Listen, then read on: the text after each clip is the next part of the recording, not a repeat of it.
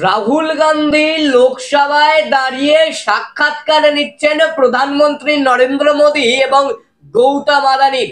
হ্যাঁ, ঠিক শুনছেন যে প্রধানমন্ত্রী নরেন্দ্র মোদী এবং গৌতম আদানির সাক্ষাৎকার নিচ্ছেন রাহুল গান্ধী।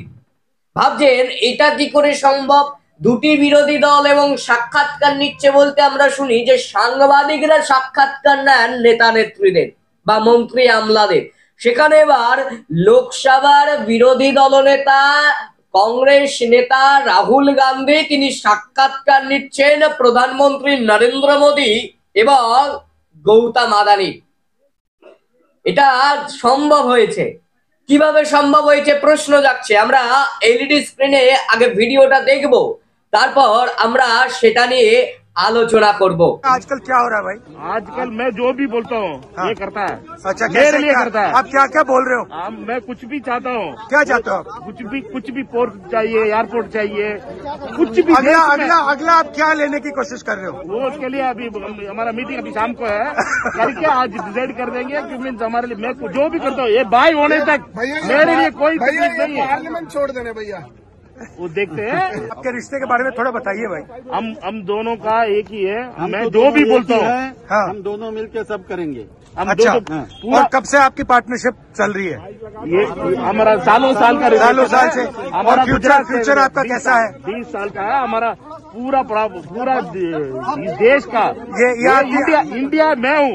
अच्छा, ये आपके कारण पार्लियामेंट क्यों नहीं चलने दे रहे हैं? ये हम सारे ऑपोजिशन को मतलब वो आदमी गायब है। अमित भाई आए नहीं थे आज हाउस में। आज अमित भाई से पूछना पड़ेगा। मैं जो भी बोलता हूँ ये करता है। ये बड़े सीरियस लग रहे हैं। कम बोलते हैं आजकल। ये थोड़ा टेंशन में है।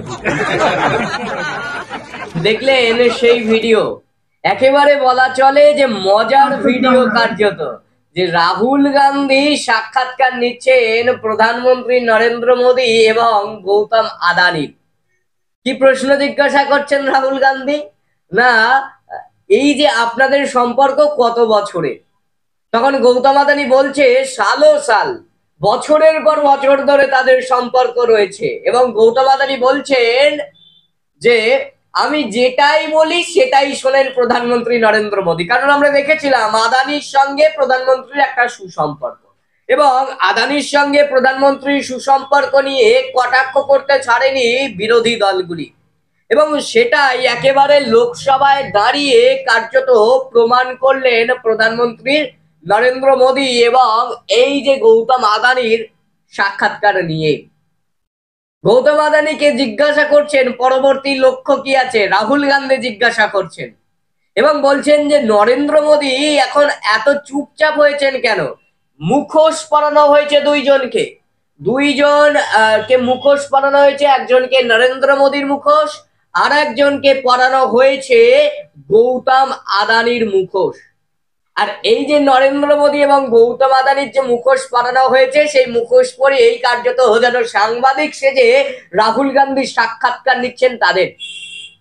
গৌতম আদানি বলছেন নরেন্দ্র মোদী এখন টেনশনে রয়েছেন। মানে কিসের টেনশন? ওই দুই পায়ার টেনশন, যে দুই পায়া সরে গেলে আমি ধপাস হয়ে পড়ে যাব, এর টেনশন।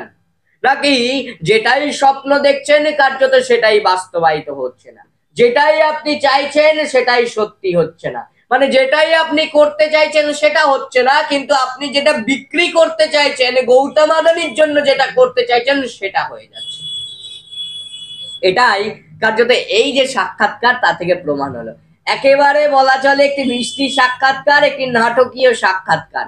প্রধানমন্ত্রীর মুখোশ গৌতম আদানির মুখোশ পরিয়ে সাংবাদিক সেজে রাহুল গান্ধী লোকসভার বাইরে সাক্ষাৎকার নিলেন এই দুই ব্যক্তির, এবং সাক্ষাৎকারে একেবারে সকলে হেসে গড়াগড়ি।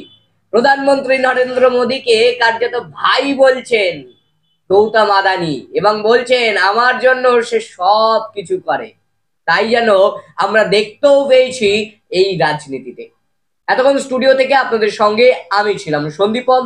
আরো নানান খবরের আপডেট পেতে শুধুমাত্র চোখ রাখুন রয়্যাল বাংলার পর্দায়।